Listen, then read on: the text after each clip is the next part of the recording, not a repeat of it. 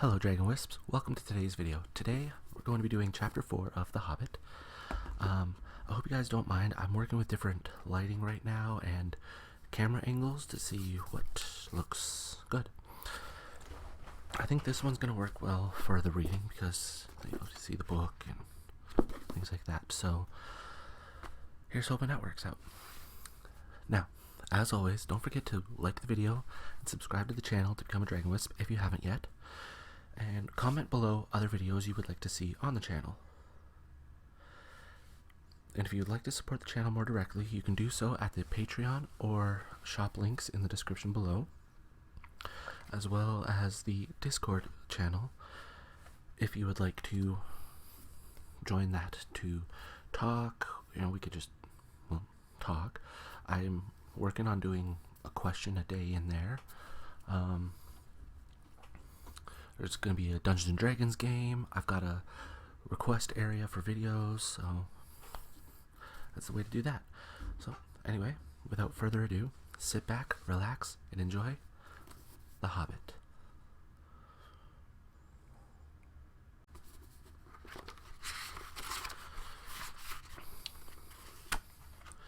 Chapter 4, Overhill and Underhill. There were many paths that led up into those mountains, and many passes over them, but most of the paths were cheats and deceptions and led nowhere or to bad ends. And most of the passes were infested by evil things and dreadful dangers.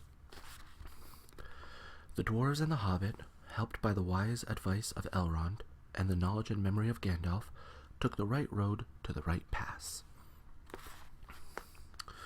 Long days after they had climbed out of the valley and left the last homely house miles behind, they were still going up and up and up. It was a hard path and a dangerous path, a crooked way and a lonely and a long. Now they could look back over the lands they had left, laid out behind them far below.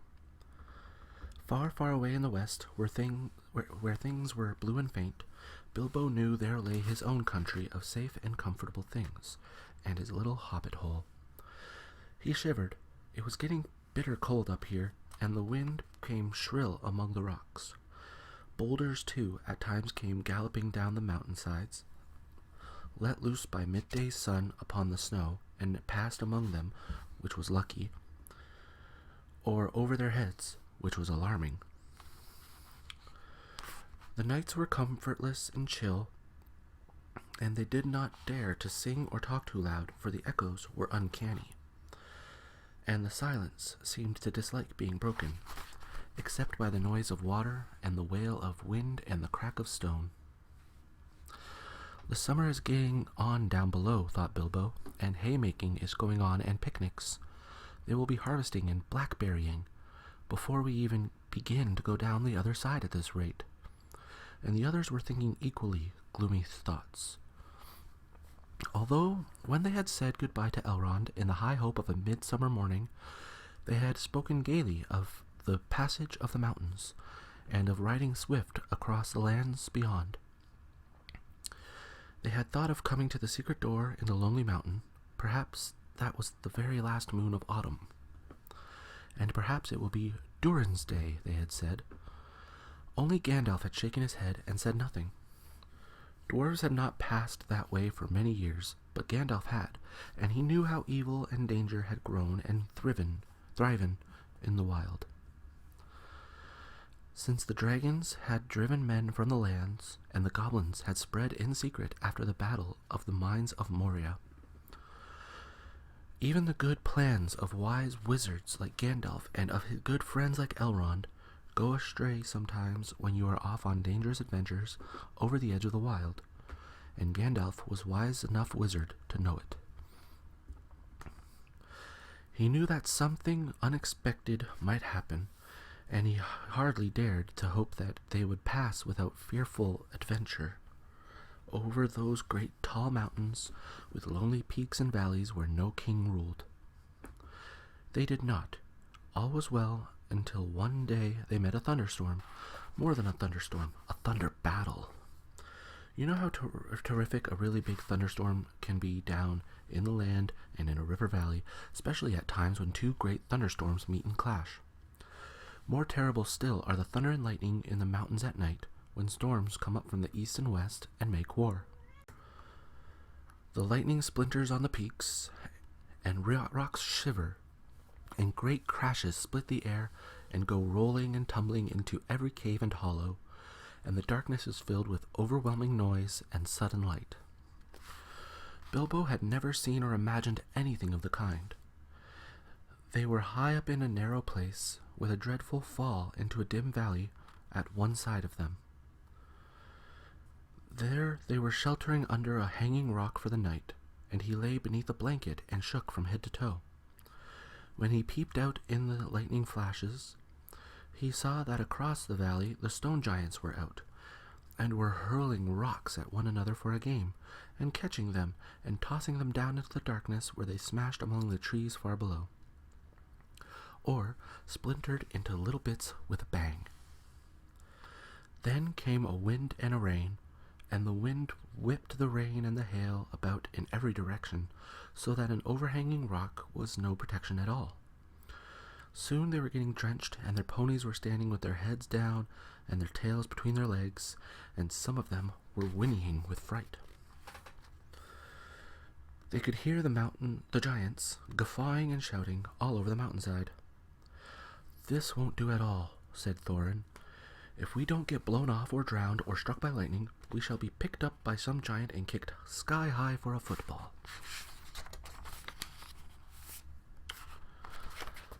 There's a picture of the mountain pass.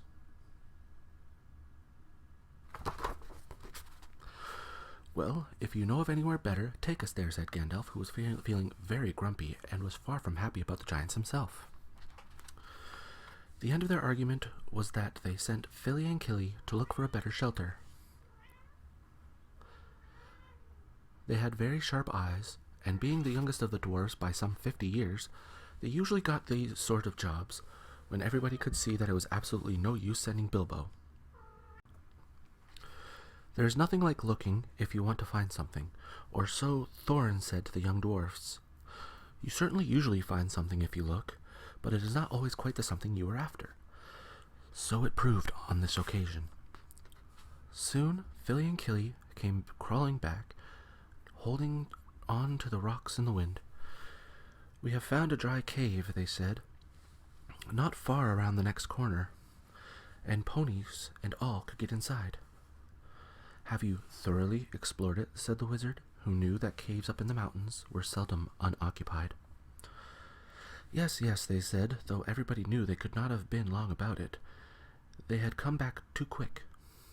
"It isn't all that big, and it does not go far back. That, of course, is the dangerous part about caves.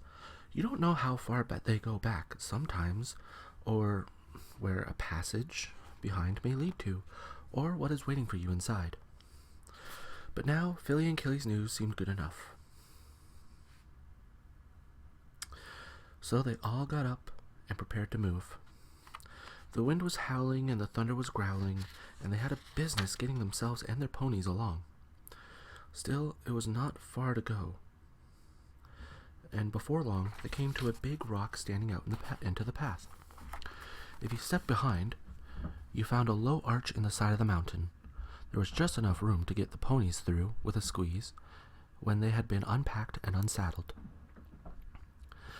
As they passed under the arch, it was good to hear the wind and the rain outside instead of all about them, and to feel safe from the giants and their rocks. But the wizard was taking no risks. He lit up his wand, as he did that day in Bilbo's dining room that seemed so long ago, if you remember, and by its light they explored the cave from end to end. It seemed quite a fair size, but not too large and mysterious. It had a dry floor and some comfortable nooks. At one end there was room for the ponies, and there they stood, mighty glad of the change, steaming and champing in their nosebags. Oin and Gloin wanted to light a fire at the door to dry their clothes, but Gandalf would not hear of it, so they spread out their wet things on the floor and got dry ones out of their bundles. Then they made their blankets comfortable, got out their pipes, and blew smoke rings, which Gandalf turned into different colors and set dancing up by the roof to amuse them.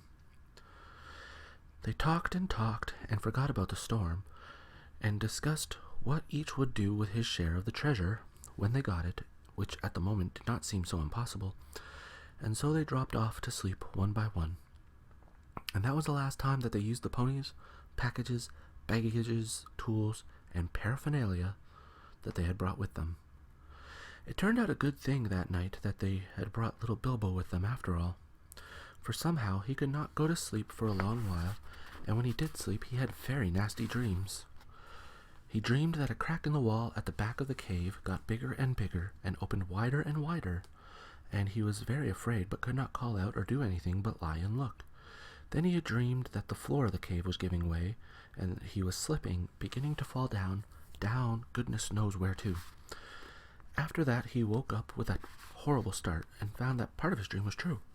A crack had opened in the back of the cave, and was already a wide passage. He was just in time to see the last of the ponies' tails disappearing into it.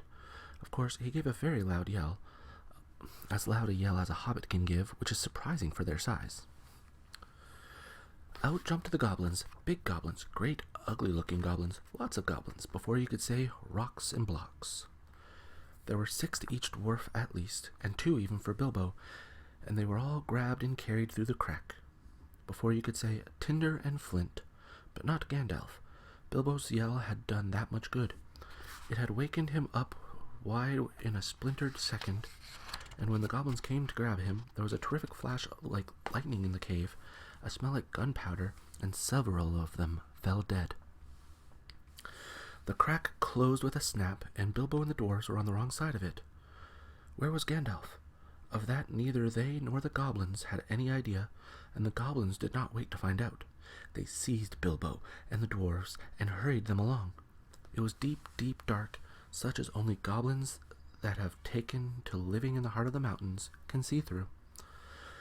The passages there were crossed and tangled in all directions, but the goblins knew their way, as well as you do to the nearest post office. And the way they went down, and it was most horribly stuffy. The goblins were very rough, and pinched unmercifully, and chuckled and laughed in their horrible stony voices, and Bilbo was more unhappy even then when the troll had picked him up by his toes. He wished again and again for his nice bright hobbit hole, not for the last time. Now there came a glimmer of a red light before them. The goblins began to sing, or croak, keeping time with the flap of their flat feet on the stone, and shaking their prisoners as well. Clap, snap, the black crack, grip, grab, pinch, nab, and down, down to Goblin Town you go, my lad. Clash, crash, crush, smash, hammer and tongs, knocker and gongs, pound, pound, far underground, ho, ho, my lad. Swish, smack, whip, crack, batter and beat, yammer and bleat, work, work, nor dare to shirk, while goblins quaff and goblins laugh. Round and round, far underground, below, my lad. It sounded truly terrifying. The walls echoed to the clap, snap, and the crush, smash, and to the ugly laughter of their ho-ho, my lad. The general meaning of the song was only too plain, for now the goblins took out whips and whipped them with a swish smack. Or, as Chandler would say, a whoop-ha, and set them running as fast as they could in front of them, and more than one of the dwarves were already yammering and bleating like anything, when they stumbled into a great big cavern. It was lit by a great red fire in the middle, and by torches along the walls, and it was full of goblins. They all laughed and stamped and clapped their hands when the dwarves, with poor little Bilbo at the back and nearest to the whips, came running in, while the goblin drivers whooped and cracked their whips behind. The ponies were already there huddled in a corner, and there were all the baggages and packages lying broken open and being rummaged by goblins and smelt by goblins and fingered by goblins and quarreled over by goblins. I'm afraid that was the last that they ever saw of those excellent little ponies, including a jolly, sturdy little white fellow that Elrond had lent to Gandalf, since his horse was not suitable for the mountain paths. For goblins eat horses and ponies and donkeys, and other much more dreadful things, and they are always hungry. Just now, however, the prisoners were thinking only of themselves. The goblins chained their hands behind their backs and linked them all together in a line, and dragged them to the far end of the cavern, with little Bilbo tugging at the end of the row. There in the shadows, on a large flat stone, sat a tremendous goblin with a huge head. And armed goblins were standing round him, carrying the axes and bent swords that they use. Now, goblins are cruel, wicked, and bad-hearted. They make no beautiful things, but they make many clever ones. They can tunnel and mine as well as any but the most skilled dwarfs, when they take the trouble, though they are usually untidy and dirty. Hammers, axes, swords, daggers, pickaxes, tongs, and other instruments of torture they make very well, or get other people to make to their design, prisoners and slaves that have to work till they die for want of air and light. It is not unlikely that they invented some of the machines that have since troubled the world, especially the ingenious devices for killing large numbers of people at once, for wheels and engines and explosions always delighted them.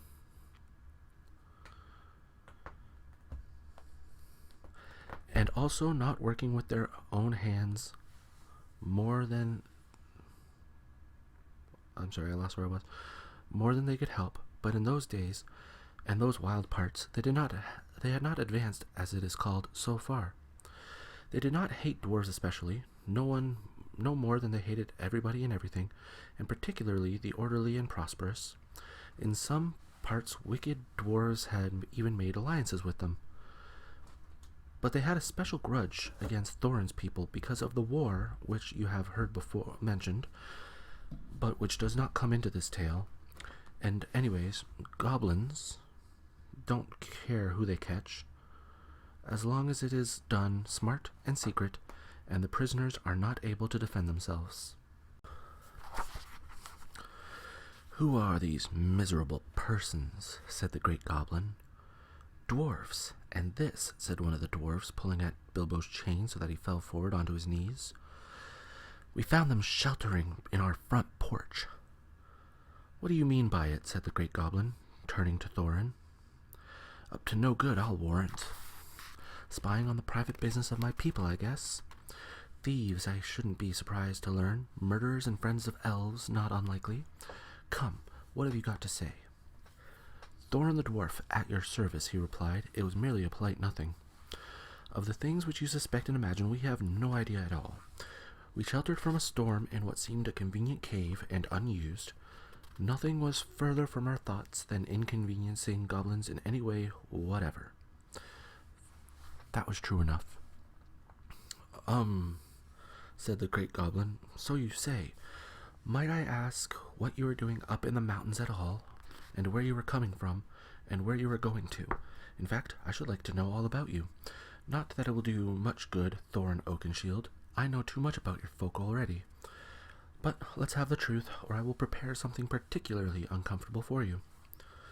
"We were on a journey to visit our relatives, our nephews and nieces, and first, second, and third cousins, and the other descendants of our grandfathers, who live on the east side of these truly hospitable mountains," said Thorin, not quite knowing what to say all at once in a moment, when obviously the exact truth would not do at all. "He is a liar, O truly tremendous one," said one of the drivers. "Several of our people were struck by lightning in the cave, when we invited these creatures to come below, and they were as dead as stones. Also, he has not explained this." He held out a sword which Thorin had worn, the sword which came from the troll's lair. The great goblin gave a truly awful howl of rage when he looked at it, and all his soldiers gnashed their teeth, clashed their shields, and stamped.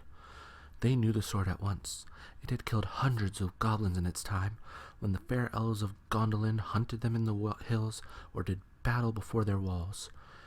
They had called it Orcrist, Goblin Cleaver, but the goblins simply called it Biter. They hated it, and hated worse anyone that carried it. "Murderers and elf friends," the great goblin shouted.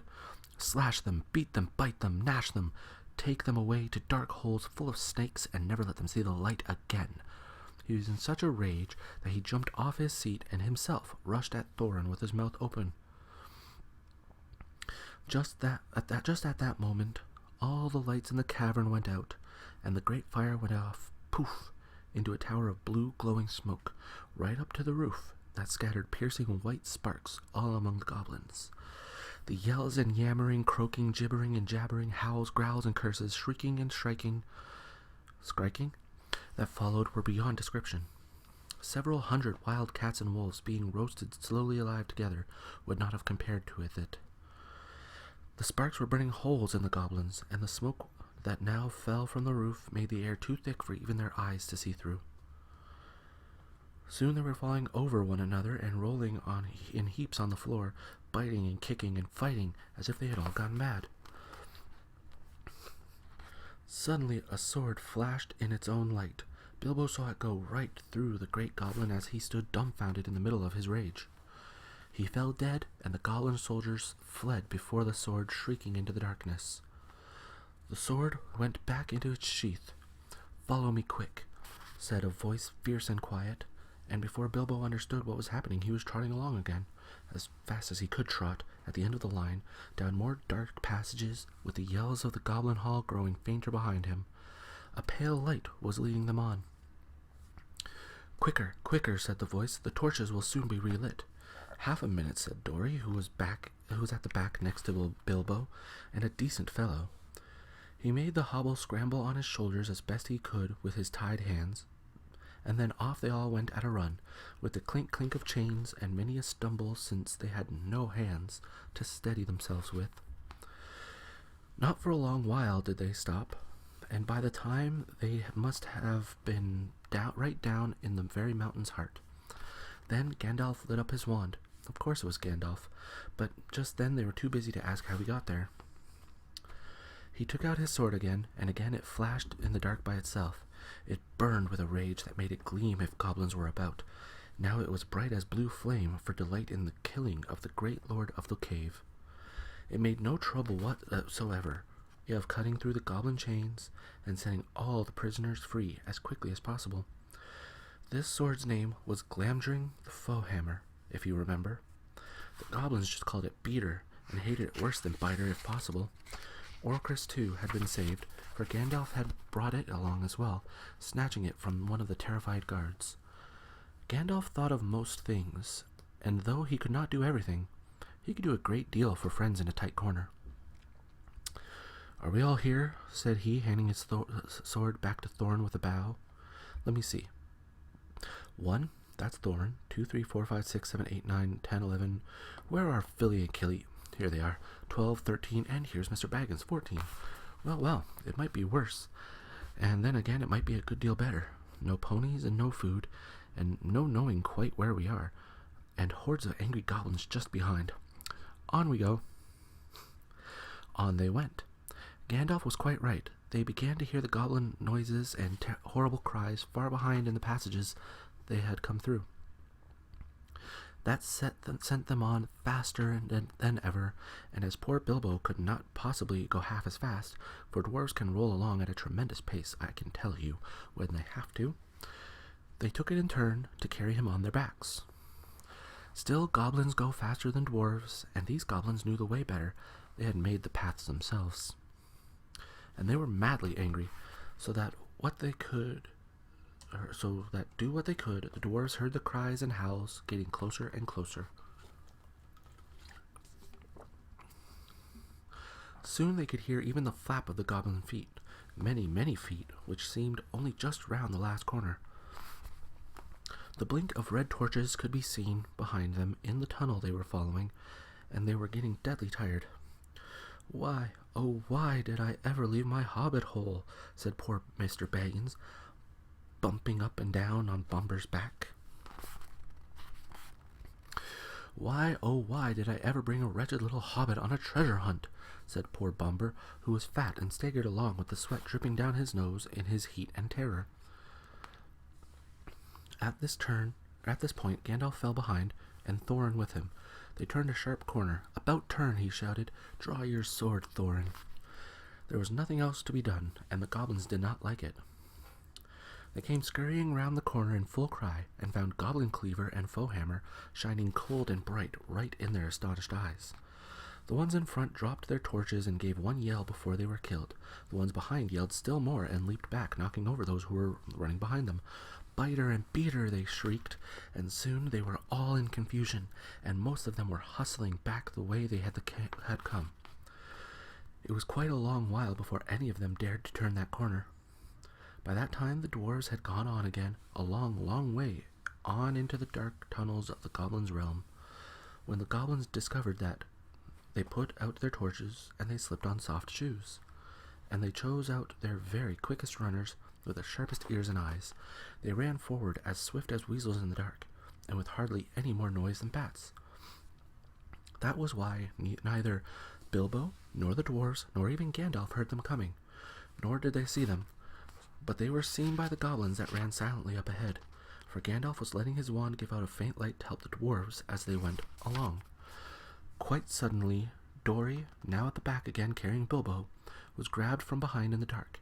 He shouted and fell, and the hobbit rolled off his shoulders into the blackness, bumped his head on hard rock, and remembered nothing more.